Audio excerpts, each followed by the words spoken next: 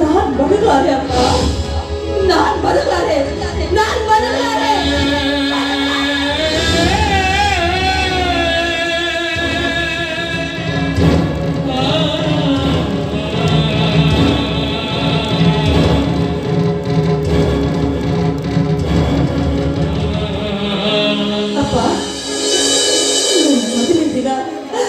ಮದುಮಗಳಾಗಿ ಕುಂದಿರುವುದನ್ನು ಕಂಡು ಬಂದವರಿಗೆ ಸಂತೋಷ ಪಡುವ ನೀನು ನಿನ್ನ ಮಗಳ ಹೆಣವನ್ನು ನೋಡಿ ಕಣ್ಣೀರು ಹಾಕ್ತಿಲ್ಲಪ್ಪ, ಕಣ್ಣೀರು ಹಾಕಿದಂತಾಯ್ತು. ಅಮ್ಮ, ನನ್ನನ್ನು ಕ್ಷಮಿಸಿ ಬಿಡಪ್ಪ, ನನ್ನನ್ನು ಕ್ಷಮಿಸಿ ಬಿಡಪ್ಪ, ಕ್ಷಮಿಸಿ ಬಿಡು, ಕ್ಷಮಿಸಿ ಬಿಡು.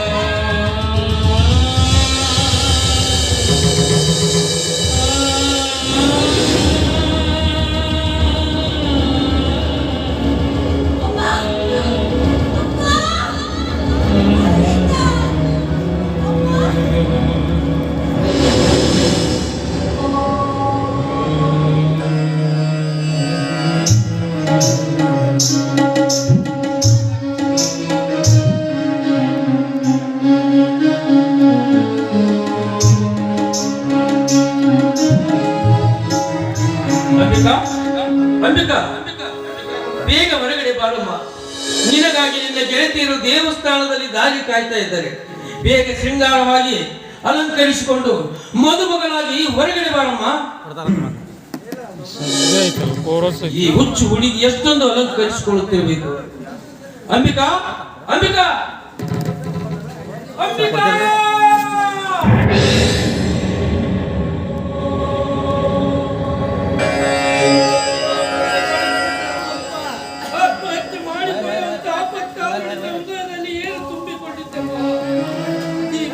ಮನಸ್ಸಿಗೆ ಬರಲಿಲ್ಲವೇನಮ್ಮ? ಅಥವಾ ನೀನು ನೆಚ್ಚಿನ ನಿನ್ನ ಮಾವನೊಂದಿಗೆ ಮದುವೆ ಮಾಡಿಕೊಳ್ಳುವುದರಿಂದ ಯಾವ ಒಪ್ಪಲಿಲ್ಲವೇನಮ್ಮ?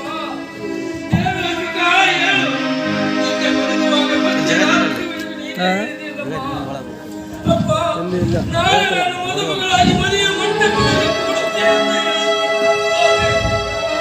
ಇಂದು ಮದುಮಗಳಾಗಿ ಮದುವೆ ಮಂಟಪಕ್ಕೆ ಹೋಗುವ ಬದಲು ಮಸಣದ ಮಲ್ಲಿಗೆ ಆಗಿ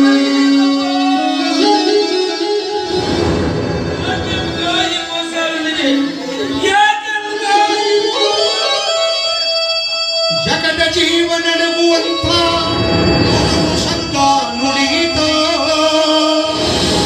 ಅರಿಯದಂತ ಮಗಳ ಸಾವು ತಂದೆ ಹೃದಯ ಒಡೆಯಿತು, ತಂದೆ ಹೃದಯ ಒಡೆಯಿತು.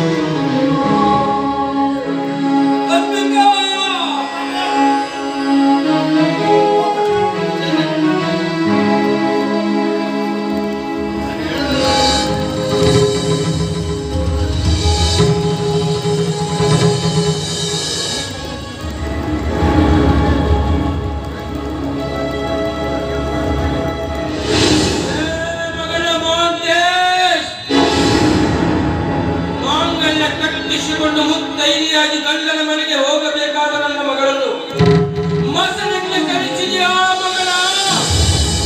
ಇಂದು ನಿನ್ನ ಮರಣ ನನ್ನ ಕೈಯಲ್ಲಿ.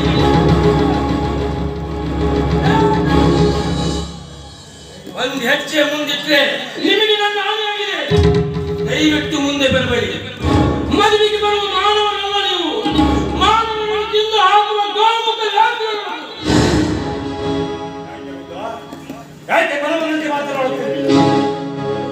ಮದುವೆಗೆ ಬಂದಿದ್ದೀರಿ, ಯಾಕೆ ಏನಾಗಿದೆ? ಹುಚ್ಚು ಹಿಡಿದಿದೆ ನನಗೆ.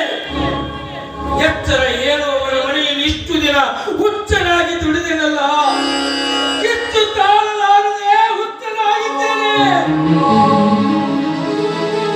ಅಂದ್ರೆ ನೀನ್ ಹೇಳುವ ಮಾತು ನನಗೆ ಅರ್ಥವಾಗಲಿಲ್ಲ. ನಮ್ಮನ್ನು ಕಂಡ್ರೆ ಗೌರವದಿಂದ ಮಾತನಾಡ್ತಿರುವ ನೀನು ಇವತ್ತು ಏಕವಚನದಲ್ಲಿ ಮಾತಾಡ್ತಾ ಇದೆಯಲ್ಲ, ಏನಾಗಿದೆ ನಿನಗೆ? ಇವತ್ತು ನಿನ್ನ ಮಗಳ ಮದುವೆ ಅಲ್ವೇ? ಮದುವೆ ಮದುವೆ ಎಂಬ ಮೂರಕ್ಷರ ಮುಗಿದು ಹೋಗಿದೆ ತಾಯಿ, ಮುಗಿದು ಹೋಗಿದೆ. ಮದುಮಗಳಾಗಿ ಮದುವೆ ಮಂಟಪಕ್ಕೆ ಹೋಗಬೇಕಾದ ನನ್ನ ಮಗಳು ಮನೆಯಲ್ಲೇ ಮಲಗಿದ್ದಾಳೆ.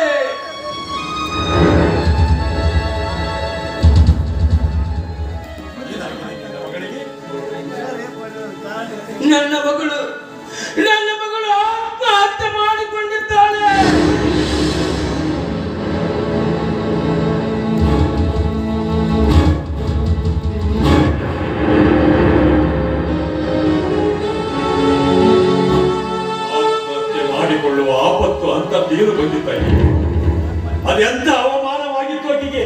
ಆಪತ್ತು ಅವಮಾನ ಎಂದು ತಂದುಕೊಂಡವಳಲ್ಲ ನನ್ನ ಮಗಳು. ಅಪಮಾನ ಮಾಡಿ ಅವಮಾನಗೊಳಿಸಿ ಅತ್ಯಾಚಾರ ಮಾಡಿದ್ದಾನೆ. ಯಾರು ಹೇಳುದ್ರ? ಯಾರು ಬೇಗ ಹೇಳು. ಯಾರು ಆ ಚಾಂಡಾಲ? ಯಾರು ಆ ಕುಲಪಾತಕ? ಆ ಕುಲಪಾತಕ ಬೇರೆ ಯಾರು ಅಲ್ಲ, ನಿಮ್ಮ ಉದರದಲ್ಲಿ ಜನಿಸಿದ ನಿಮ್ಮ ಮಗ ಮಾಂತೆ.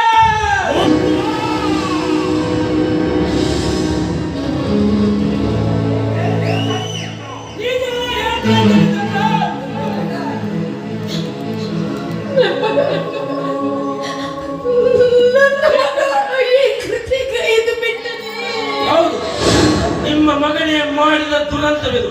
ತೆಗೆದುಕೊಳ್ಳಿ.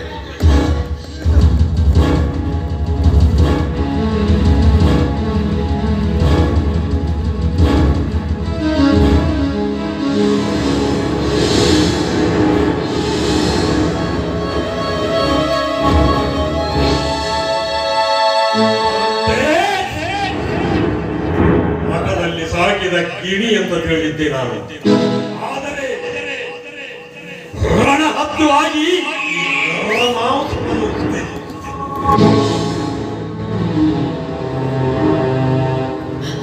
ಮಗ ಮಾವದೇಶ ಇಂಥ ಕೆಲಸ ಮಾಡ್ತಾನೆ ನಾನು ಕನಸಿನಲ್ಲಿ ನೆನೆಸಿಕೊಳ್ಳಲಿಲ್ಲ. ಯಾರು ನೆನೆಸಿರ್ಲಿಲ್ಲ ಈ ಸನ್ನಿವೇಶವನ್ನು. ಕನಸನ್ನು ನನಸು ಮಾಡಿಕೊಂಡು ಹೋದವನು ಇಲ್ಲಿಲ್ಲ. ಈ ಮನೆಯಲ್ಲಿ ನಾವೇ 3 ಜನ. ಈ ಸುಂದರವಾದ ಸನ್ನಿವೇಶವನ್ನು ನೋಡಿ ನಿಮ್ಮ ಮನಸ್ಸಿಗೆ ಸಂತೋಷ ಪಡಿಸಿಕೊಳ್ಳಿ.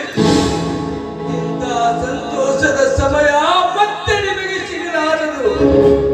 ಬಡವನ ಮನೆ ಹಾಳಾದರೆ ಭತ್ತ ಬೆಳೆಯುವ ಮನೆಗೆ ಕಪ್ಪು ಬರುವುದು ಎನ್ನುವ ಮಾತು ಸುಳ್ಳಾಗಲಿಲ್ಲ. ನಾನು ಏಕವಚನದಲ್ಲಿ ಮಾತನಾಡಿದರೆ ನಿಮ್ಮ ಆತ್ಮಕ್ಕೆ ಅಪಮಾನವಾಗುವುದಲ್ವೇ? ಯಾಕೆಂದ್ರೆ ನೀವು ಮಾನವಂತರ ಮನೆತನದ ವಸ್ತುಗಳು. ನಿಮ್ಮ ಮದುವೆಯಾಗಿ 3 ವರ್ಷ ಕಳೆದು ನಿಮಗೊಬ್ಬ ಮಗ ಹುಟ್ಟದೇ ಇದ್ದಾಗ ಊರಲ್ಲಿರುವ ಎಲ್ಲ ದೇವರಿಗೆ ತುಪ್ಪದ ಅಭಿಷೇಕ ಮಾಡಿಸ್ಬಿಡುತ್ತೇವೆ. ನಿಮ್ಮ ಮಗ ಹಾಲು ಉಣಿಸಿದವರಿಗೆ ವಿಷ ಕೊಟ್ಟು ಹೋದ.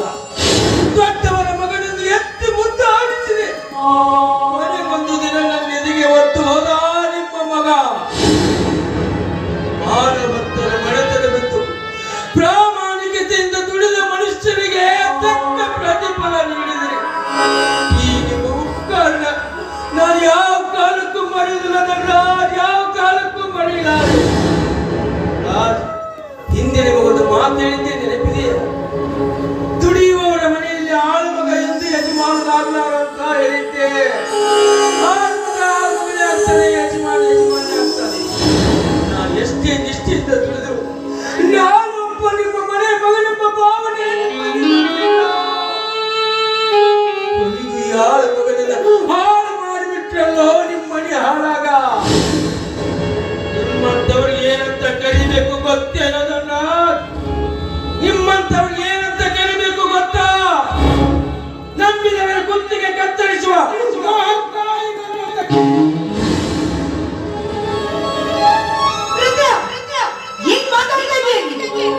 ಯಾಕೆ? ನಿಮ್ಮ ಮನಸ್ಸಿಗೂ ನೋವಾಯ್ತಾ? ಅಥವಾ ನಿಮ್ಮ ಮಗ ಮಾಡಿದ ತಪ್ಪು ನಿಮಗೂ ಒಪ್ಪಿಗೆ ಆಯ್ತಾ? ಹೌದು, ನೀವು ನನ್ನ ಹೆಂಡತಿ ಎನ್ನ ಅಡಿಗೆ ಅಂತ ಹರಿಕೆ ಹೊತ್ತಿದ್ರಿ. ಮಗಳ ಹುಟ್ಟಿ ಮನೆಗೆ ಬಂದಾಗ ನಿಮ್ಮ ಕೈಯಾರೆ ಚಿನ್ನದ ಸರ ಹಾಕಿದ್ರಿ. ಯಾಕೆ ಗೊತ್ತಾ? ಈ ನಿಮ್ಮ ಮನೆ ಮುಳುಕ ಮಗನಿಂದ ನನ್ನ ಮಗಳ ಮಾನ ಕಳೆಯೋದಕ್ಕಾಗಿ ನೀವು ಕೊಟ್ಟಿದ್ದೀರಿ. ಈಗ ನಾವು ಉಪಕಾರ ನಿಮ್ಮ ಮಗನಿಂದ ತೀರಿಸಿಕೊಂಡ್ಬಿಟ್ರಿ. ಮಾತಾಡಿ. ಯಾಕೆ ಮೌನವಾಗಿದ್ರೆ ಮಾತಾಡಿ. ನಾನೇ ನಾಚಿಕೊಳ್ತೆ, ಎದುರ್ಕೊಳ್ತೆ, ಅಥವಾ ಮಾತನಾಡುವ ರೀತಿಯ ತಪ್ಪಿವಾಯ್ತು. ನೀವು ಸುತ್ತ 40 ಹಳ್ಳಿಗೆ ನ್ಯಾಯವಂತರು, ನೀತಿವಂತರು, ಮಾನವಂತರು. ಆದ್ರೆ ಮಾನವಂತರ ಮನೆಯ ಅಂಗಳದಲ್ಲಿ ಒಂದು ಕೆಟ್ಟವನಾಗಿ ನೀವು ಇದನ್ನು ಅರ್ಥಕೊಂಡಿಲ್ಲ. 10 ಜನರಿಗೆ ಬಟ್ಟು ಮಾಡಿ ತೋರಿಸುವ ನಿಮ್ಮ ಅನ್ನದ ತಟ್ಟೆಯಲ್ಲಿ ಸತ್ತು ಬಿದ್ದ ಹಂಗೆಯನ್ನು ನೀವು ಮಾಡ್ತಿದ್ದೀರಿ. ಇದು ಮಾನವಂತರ ಮೆಡತನ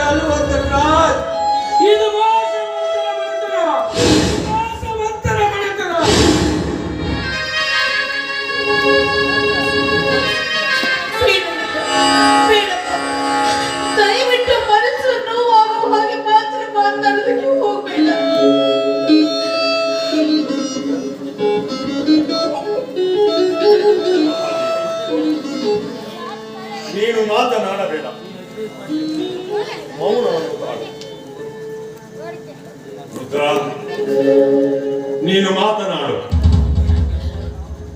ಮನಸ್ಸು ಕೆಟ್ಟವನನ್ನು ನಡುವೆ ಯಾರು ಮಾತನಾಡ. ಹೆತ್ತ ಮಕ್ಕಳನ್ನು ಕಳೆದುಕೊಂಡವರನ್ನು ಎದುರಿಗೆ ನಿಂತವರಿಗೆ ಗೊತ್ತಾಗುವುದಿಲ್ಲ. ರುದ್ರ, ಇವತ್ತು ನಿನ್ನ ಮಗಳು ಸತ್ತಿಲ್ಲ, ನನ್ನ ಮಗಳು ಸತ್ತಲ್ಲ. ನಿನ್ನ ಮಗಳ ಮದುವೆ ನಿಂತಿಲ್ಲ, ನನ್ನ ಮಗಳ ಮದುವೆ. ತಪ್ಪು ಮಾಡಿದ ನನ್ನ ಮಗನ ತಪ್ಪನ್ನು ಒಪ್ಪಿಕೊಳ್ಳುವಟ್ಟು ಮೂರ್ಖ ನಾನಲ್ಲ. ಅವಳು ತಪ್ಪು ಮಾಡಿದ್ದಾನೆ ಅನ್ನುವುದು ನನಗೂ ಅರ್ಥ ಆಗ್ತದೆ.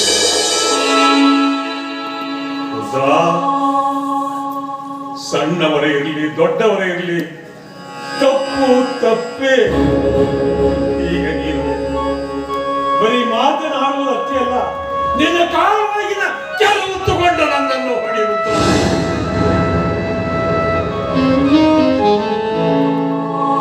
ಯಾಕಂದ್ರೆ ತಪ್ಪು ಮಾಡಿದ ಮಕ್ಕಳನ್ನು ಎತ್ತಿತ್ತು ನಮ್ಮ ಮಕ್ಕಳೆಂದುಕೊಳ್ಳುವುದು ನಮ್ಮಿಬ್ಬರ ಧರ್ಮ, ನಮ್ಮಿಬ್ಬರ ಧರ್ಮ.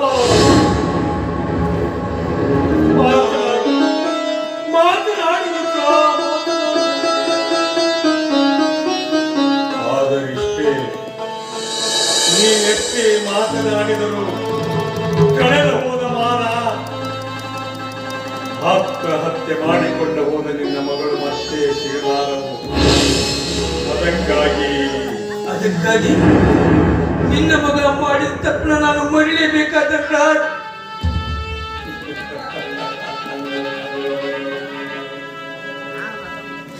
ಮರೆ ಅಂತ ಹೇಳುವ ನಾನಷ್ಟು ಹುಚ್ಚರಲ್ಲ.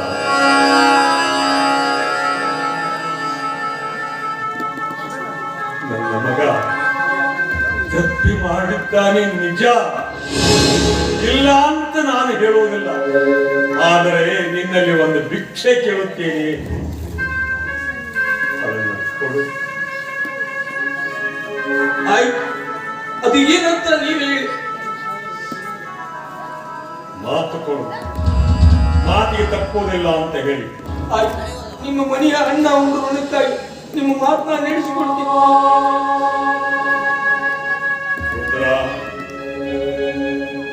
ಸುತ್ತ 40 ಹಳ್ಳಿಗಳಿಗೂ ನಮ್ಮದು ನ್ಯಾಯವಂತರ ಮನೆತನ, ನೀತಿವಂತರ ಮನೆತನ ಅಂತ ಪ್ರತಿಯೊಬ್ಬರ ಮನದಲ್ಲಿಯೂ ಅಚ್ಚುತ್ತಿದೆ. ಅದರಲ್ಲಿ ಅಂಥವರ ಮನೆಯ ಮಗ ಇಂಥ ನೀಚ ಕೆಲಸ ಮಾಡ್ಯಾನ ಅಂತ ಗೊತ್ತಾದ್ರ ನಮ್ಮ ಮನೆಯ ಮನೆತನದ ಮಾನ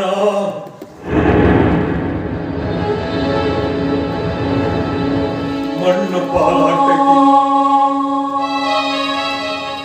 ಅದಕ್ಕೋಸ್ಕರ ನಾನೇನ್ ಮಾಡುದು? ಯಾವ ಕಾಲಕ್ಕೂ ಯಾರ ಮುಂದೆಯೂ ನಿನ್ನ ಮಗಳ ಆತ್ಮಹತ್ಯೆಗೆ ನನ್ನ ಮಗನೇ ಕಾರಣ ಅಂತ ಹೇಳಬಾರದು.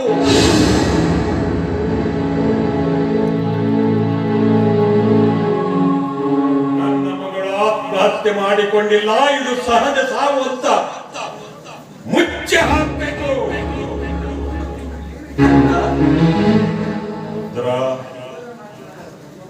ಮದುವೆಗೆ ಬಂದವರಿಗೆ ನಾನು ಹೇಳಿ ಕಳಿಸುತ್ತೇನೆ,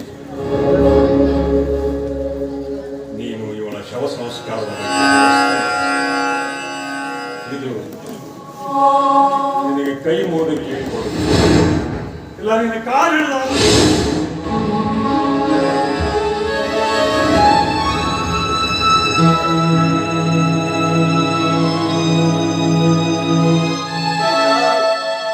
ಅತ್ತರೆ ಕಣ್ಣೀರು ಬರುವುದು ಸ್ವಾಭಾವಿಕ. ಆದ್ರೆ ನೀವು ಹೇಳುವ ಮಾತು ಅತ್ತರೆ ಕಣ್ಣೀರು ಬರದಂತೆ ಅಳು ಎಂದು ಹೇಳಿದಂತ. ಇದು ಅನಿವಾರ್ಯ. ಹೋಗು, ಶವ ಸಂಸ್ಕಾರಕ್ಕೆ ಅಣಿ ಮಾಡು. ನಾನು ಮದುವೆಯ ಜನರಿಗೆ ಏನಾದರೂ ಒಂದು ಹೇಳಿ.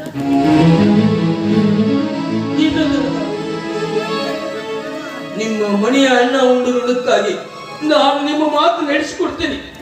ಆದ್ರೆ ನಿಮ್ಮ ಮಗ ಮಾಡಿದ ತಪ್ಪಿಗೆ ಶಿಕ್ಷೆ ಕೊಡದೆ ಹೋದ್ರೆ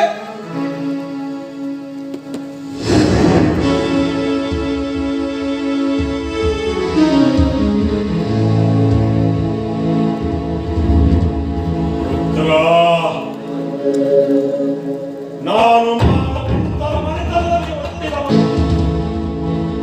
ಕಾದು ನೋಡು. ಬೇಡಿ, ಕೈ ಮುಗಿದ್ಬೇಕು ಅಂತೀನಿ. ದಯವಿಟ್ಟು ನನ್ನ ಮಗನಿಗೆ ಮಾತ್ರ ಏನು ಮಾಡ್ಬೇಡಿ. ನೋಡಿ, ಅದಕ್ಕೊಂದು ಏನಾದ್ರೂ ಪರಿಹಾರ ಕಂಡುಹಿಡಿ. ಅವನಿಗೋಸ್ಕರ ಎಷ್ಟೊಂದು ಆಸ್ತಿ ಹೋಗ್ಲಿ, ಐಶ್ವರ್ಯ ಹೋಗ್ಲಿ, ಆದ್ರೆ ನನ್ನ ಮಗನ ಮಾತ್ರ ಏನ್ ಮಾಡ್ಬೇಡಿ. ನನ್ನ ಮಗನ ಮಾತ್ರ ಏನ್ ದೇವಿ, ರುದ್ರ ಇಟ್ಟ ಅಭಿಮಾನವನ್ನು ನಿನ್ನ ಮಗ ಈ ಮನೆ ತನ್ನ ಮೇಲಿಡಲಿಲ್ಲ. ನಡೆ ಹೋಗ್ಬಿಡು.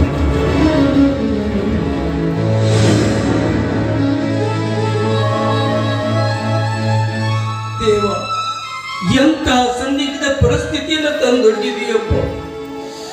ಹೆತ್ತ ಕರುಳನ್ನು ಕತ್ತರಿಸಿಕೊಂಡರು, ಗೊತ್ತಿದ್ದವರ ಋಣಕ್ಕೆ ನನ್ನನ್ನು ಬಂಧಿಸಿ ಬಿಟ್ಟಿಯ. ಅದಕ್ಕೆ ಹೇಳಿರಬೇಕು, ಎತ್ತ ಮಕ್ಕಳಿಗಿಂತ ಅನ್ನ ಕೊಟ್ಟವರು ಭಾರ ಅಂತ.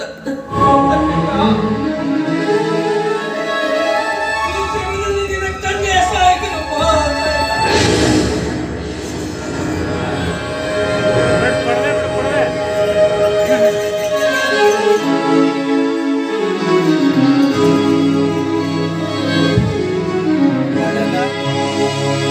ಬಂದ್ ಮಾಡ್ಲಿ